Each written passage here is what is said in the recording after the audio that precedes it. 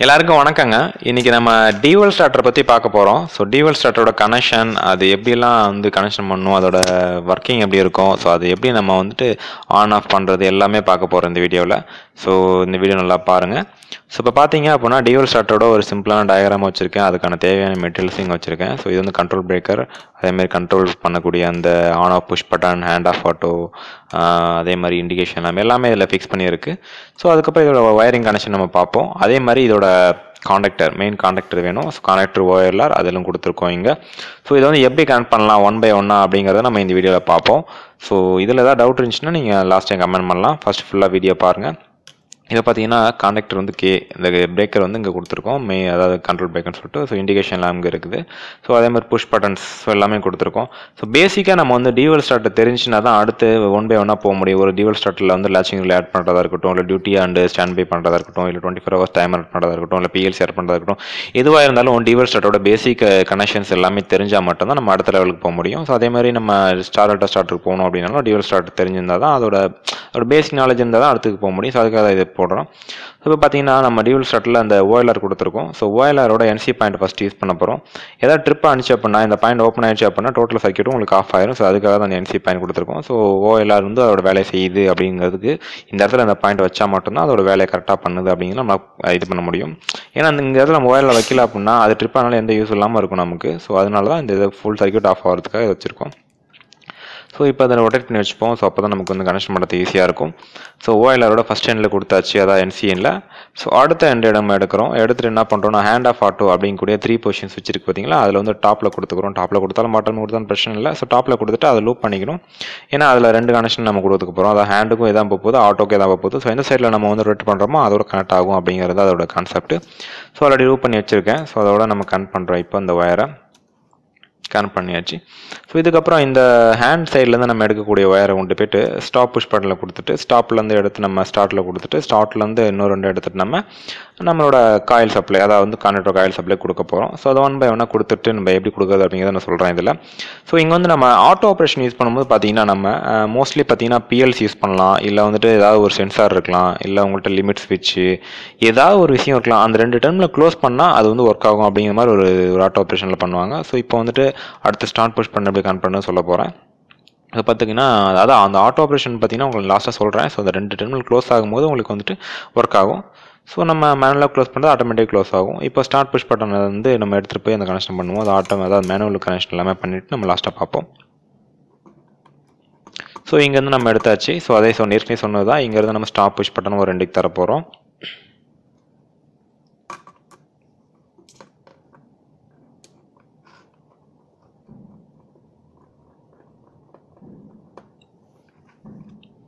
So இப்போ என்ன stop push button கொடுத்தாச்சு. அடுத்து அதில் ஸ்டார்ட் புஷ் பட்டன் கொடுக்கணும். ஸ்டார்ட் புஷ் கொடுக்கும்போது ஸ்டாப் புஷ் பட்டனோட அடுத்த எண்ட், அதாவது அதை முடிஞ்சிட்டு அது ஆன் ஆஃப் ஆகக்கூடிய அடுத்த எண்ட்லேருந்து எடுக்க போகிறோம்.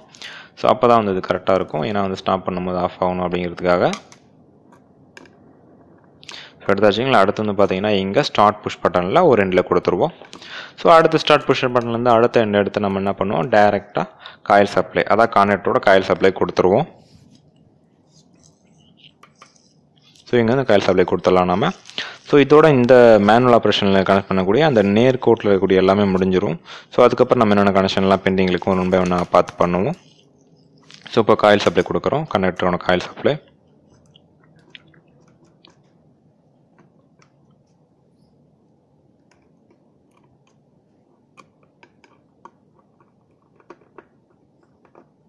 ஸோ இது கொடுத்தாச்சு. ஸோ அடுத்தபடியே அந்த கான்டக்டர் கிடச்சாச்சு. அதுக்கப்புறம் என்ன பண்ணுறோம் அப்படின்னா, இந்த K1, அதாவது ஸ்டார்ட் புஷ் பண்ணோட பேரலில் கூடிய இந்த கான்டக்டரோட NO பாயிண்ட் கொடுக்கணும். அப்போ தான் நம்ம ஸ்டார்ட் பண்ணதுக்கப்புறம் அந்த இது ஹோல்டிங்லேயே இருக்கணுங்கிறதுக்காக ஹோல்டிங் பாயிண்ட் இருக்கக்கூடிய கான்டக்டர் இது. ஸோ இதை கண்டிப்பாக நம்ம கொடுத்தா தான் ஆகணும் இங்கே. ஸோ அதுக்கு நம்ம என்ன பண்ணுறோம், NO பாயிண்ட் யூஸ் பண்ணுறோம், கான்டக்டரில் இருக்க NO பாயிண்ட்டை. ஸோ இதில் ரெண்டுமே ஸ்டார்ட் புஷ் பட்டனுக்கு பேரலாக கனெக்ட் பண்ணணும். ஸோ ஒரு டர்மில் டேரெக்டாக எடுத்து ஸ்டார்ட் புஷ் பண்ணல கனெக்ட் பண்ணிடுவோம். ஸோ இன்னொரு டர்மில் நம்ம காயிலோட கனெக்ட் பண்ணாலே போதுமானது. ஏன்னா காயிலும் அந்த ஸ்டார்ட் புஷ் பண்ணோட உங்களுக்கு கனெக்ட் ஆகிருக்கு. ஸோ அதனால் இங்கேயே கனெக்ட் பண்ணிக்கலாம். ஸோ ஒரு வயர் மட்டும் இங்கேருந்து எடுத்துகிட்டு போயிட்டு உங்களுக்கு மேலே கொடுக்கணும். ஸோ இங்கேருந்து போகுது உங்களுக்கு, இங்கேருந்து போகும்போது இங்கே கொடுத்தாச்சு உங்களுக்கு. ஸோ இது ரொம்ப ஒரு லூப் பிரிட்ஜ் மாதிரி தான் இருக்கும். ஸோ இந்த கனெக்ஷன் இங்கே கொடுக்கணும், இந்த கனெக்ஷன் கொடுக்கணும், ஒரு பிரிட்ஜ் மாதிரி நம்ம கனெக்ட் பண்ணிட்டே போவோம். ஸோ அந்த பிரிட்ஜ் கனெக்ட் ஆக தான் உங்களுக்கு இதோட அண்டர்ஸ்டாண்டிங் புரிய வரும். ஒரு இதை நீங்கள் பண்ணி பார்க்கும்போது தான் இது வந்து ஓகே இப்படி தான் வரும் போல், இது இங்கே தான் இருக்குது அப்படின்னு தெரிய வரும். ஸோ அடுத்த கான்டாக்டரில் கனெக்ட் பண்ண போகிறோம். ஸோ கனெக்டர் நோ பாயிண்ட் எடுத்துகிட்டு நம்ம காயிலே கொடுத்துடலாம். ஏன்னா காயில் உங்களுக்கு ஸ்டார்ட் பஸ் பின்னோட கனெக்ட் ஆகி தானே இருக்குது. ஸோ ஆனது ரெண்டோட ஸோ அந்த இடத்துல நம்ம கொடுத்துட்றோம். இங்கேயே நம்ம கனெக்ட் பண்ணிடுறோம் அந்த விஷயத்தை.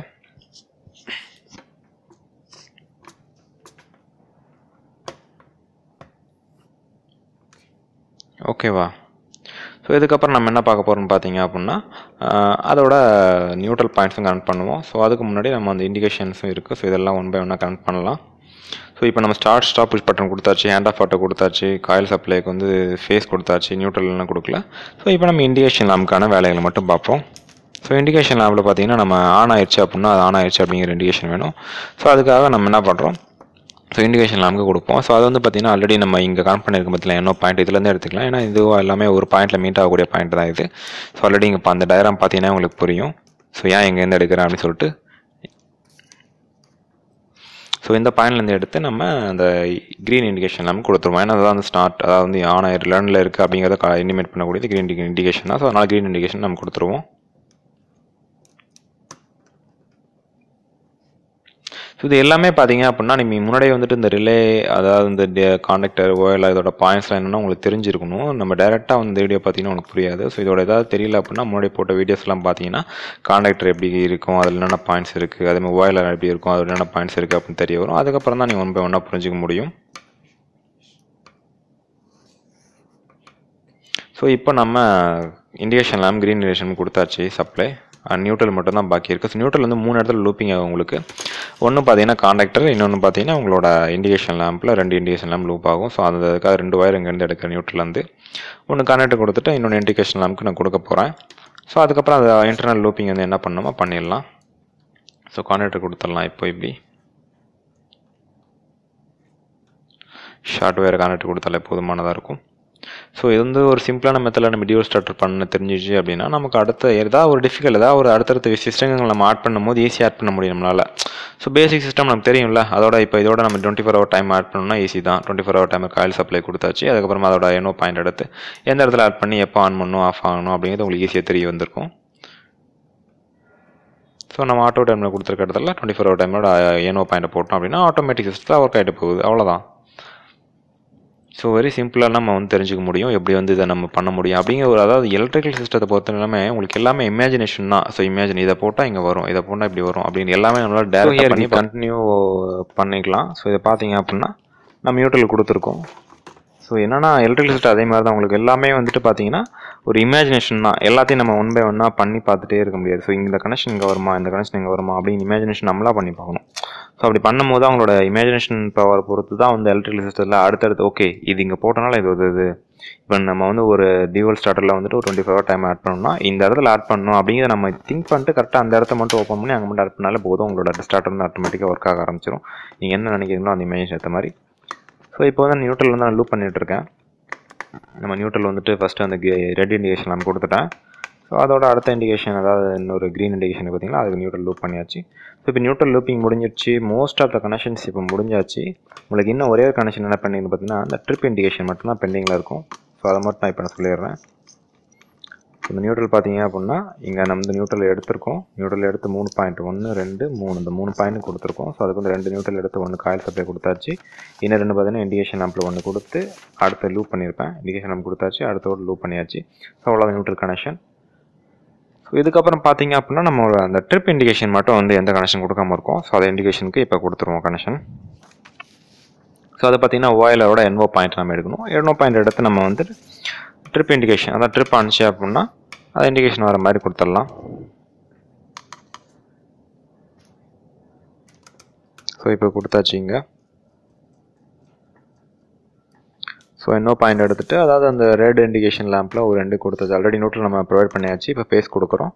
ஸோ இந்த என்ஓ பாயிண்டோட இன்னொரு பாயிண்ட் எங்கேருந்து வரணும், சப்ளைலேருந்து கனெக்ட் ஆகணுமா அந்த பிரேக்கரோட. ஸோ அந்த ஆல்ரெடி நம்ம இங்கே என்சி பாயிண்டோட ஒரு பாயிண்ட் இருக்குது. ஸோ அதோட நம்ம ஈஸியாக லூப்பிங் பண்ணிக்கலாம்.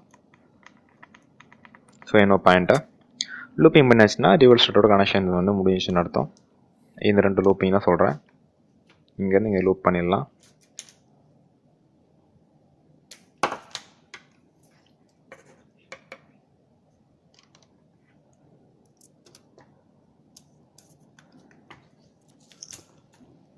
ஸோ இப்போ லூப் பண்ணியாச்சு உங்களுக்கு.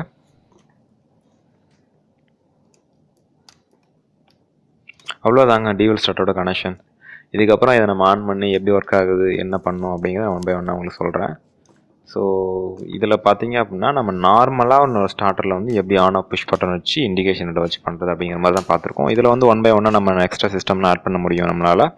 ஸோ இப்போ பாருங்கள், இப்போ இந்த ஹேண்ட் ஆஃப் ஆட்டோ அதாவது பிரேக்கர் ஆன் பண்ணியாச்சு, control breaker. So control breaker அதாவது நம்ம பவர் சிஸ்டம் அதாவது வந்து பவர் சப்ளை இது நம்ம பார்க்கல, அதாவது வந்து பவர் சைடில் கண்ட்ரோல் சைடு மட்டும் தான் பார்த்துருக்கோம். ஸோ இப்போ வந்து இந்த ஹேண்ட் ஆஃப் ஆட்டோ பார்த்தீங்கன்னா நம்ம manual and auto and half 3 பொசிஷனில் வைக்கலாம். இப்போ ஆட்டோ இது. அடுத்து பார்த்தீங்கன்னா நம்ம வந்து மேனுவல் வைக்கலாம். ஸோ இது ஆஃப் மேனுவல் வச்சாச்சு. So on push button press பண்ணும்போது ஆன் ஆயிடுச்சு, ஆஃப் ஆன் ஆஃப். ஸோ கன்டினியூஸாக ஆகும் உங்களுக்கு ஆன் ஆஃப் பண்ணும்போது. ஸோ இதான் வந்து இது டியூவல் ஸ்டார்ட்டரோட சிஸ்டம். ஸோ நீங்கள் வந்து ஈஸியாக அதை புரிஞ்சிக்க முடியும்னு நினைக்கிறேன். ஸோ இப்போ ஆன் ஆஃப் பண்ணியாச்சு. ஸோ இந்த ட்ரிப் இண்டிகேஷன் ஒர்க் ஆகுதா, ட்ரிப் ஒர்க் ஆகுதான்னு எப்படி பார்க்குறது? ஸோ இங்கே ட்ரிப் பண்ணுவோம், ட்ரிப் பண்ணால் ஆஃப் ஆயிடுச்சு சிஸ்டம். ஸோ அதே மாதிரி இண்டிகேஷன் உங்களுக்கு வந்துருச்சு. ஸோ அவ்வளோதாங்க, ரீசெட் பண்ணியாச்சு. திரும்பவும் இதை ட்ரிப் செக் பண்ணுவோம், ட்ரிப் இண்டிகேஷன் ஒர்க் ஆகுதான்ட்டு. ஸோ ஒர்க் ஆகுது. ஸோ ட்ரிப் இண்டிகேஷன் ஒர்க் ஆகுது உங்களுக்கு. ஸோ அதை ரீசெட் பண்ணிடலாம். ரீசெட் பண்ணதுக்கப்புறம் ஆன் பண்ணுறோம், ஆஃப் பண்ணுறோம். ஸோ ஆன் பண்ணலாம், ஆஃப் பண்ணலாம். மேனுவலில் இந்த ஆப்ரேஷன் மட்டும் தான் நடக்கும் உங்களுக்கு. ஸோ ஆட்டோமேட்டிக்னு போயிடுச்சு அப்படின்னா இந்த புஷ் பட்டன்ஸ்லாம் ஒர்க் ஆகக்கூடாது. ஸோ ஆட்டோமேட்டிக்கில் அந்த புஷ் பட்டன் ஒர்க் ஆகுதா இல்லைன்னு செக் பண்ண முடியும்னால. ஸோ இப்போ நான் மேனுவல் இருக்குது. ஸோ இப்போ ஆட்டோமேட்டிக்கில் அந்த புஷ் பட்டன் ஒர்க் ஆகக்கூடாது. ஏன்னா ஆட்டோ ஆப்ரேஷன் ஆட்டோவில் அந்த 2 டெர்மினல் க்ளோஸ் ஆகும்போது மட்டும்தான் இது ஆன் ஆகணும். ஸோ அந்த டெர்மினல் நான் இங்கே ப்ரொவைட் பண்ணல, உங்களுக்கு டேரெக்டாக ஷேர் பண்ணி எப்படி ஒர்க் ஆகுது அப்படிங்கிறத நான் காட்டுறேன். ஸோ நான் ஆல்ரெடி சொன்னது ஆட்டோ சிஸ்டம்னு வந்துச்சுன்னா ஏதாவது ஒரு சென்சார் இருந்துச்சுனாவோ இல்லை உங்கள்கிட்ட வேறு ஏதாவது வந்து ஒரு கண்ட்ரோல் சிஸ்டம் அதாவது வந்துட்டு ஏதாவது 24 ஹவர் டைமரோ இல்லை வேறு ஏதாவது ஒரு லிமிட் ஸ்விட்ச் எந்த ஒரு சிஸ்டமாக இருக்கட்டும், இந்த 2 டெர்மில் க்ளோஸ் பண்ணுறதுக்கு நீங்கள் வேறு ஏதாவது உங்கள் மனுஷனுக்கு பதிலாக வேறு ஏதாவது ஒரு ஆட்டோ சிஸ்டம் அங்கே ஆட் பண்ணி வச்சுருக்கீங்கன்னா அது வந்து ஆட்டோமேட்டிக்காக அந்த 2 டெர்மில் க்ளோஸ் ஆனிச்சுன்னா இந்த மிஷின் ரன் ஆக ஆரம்பிச்சிடும். இந்த ஸ்டார்ட்ரு இப்போ பார்த்தீங்கன்னா ரன் ஆகுது உங்களுக்கு. ஸோ ஆட்டோமேட்டிக்காக ரன் ஆகும். ஸோ இப்போ ரன் ஆகுது, உங்களுக்கு இண்டிகேஷன் லேம்பில் பார்க்க முடியாது. ஸோ நான் ரொட்டேட் பண்ண ட்ரை பண்ணுறேன். ரொட்டேட் ஆனிச்சுன்னா பார்க்க முடியும்னு நினைக்கிறேன்.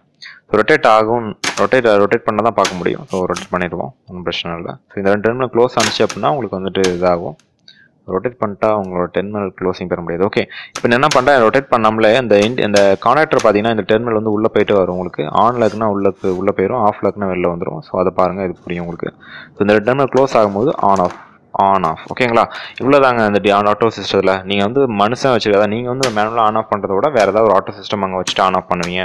அது வந்து உங்களை 24 ஹவர் டைமராக இருக்கலாம், லச்சிங் ரிலேவாக இருக்கலாம், இல்லை ஒரு லிமிட் ஸ்விட்சாக இருக்கலாம், இல்லை பிஎல்சி ஸ்டேடா எதாவது சிஸ்டத்தை வச்சு அங்கே வந்து ஆன் ஆஃப் பண்ணுறது தான் ஆட்டோ சிஸ்டம். இதில் ஏதாவது டவுட் இருந்துச்சுன்னா கீழே கமெண்ட் பண்ணுங்கள். அண்ட் தேங்க்யூ ஃபார் வாட்சிங்.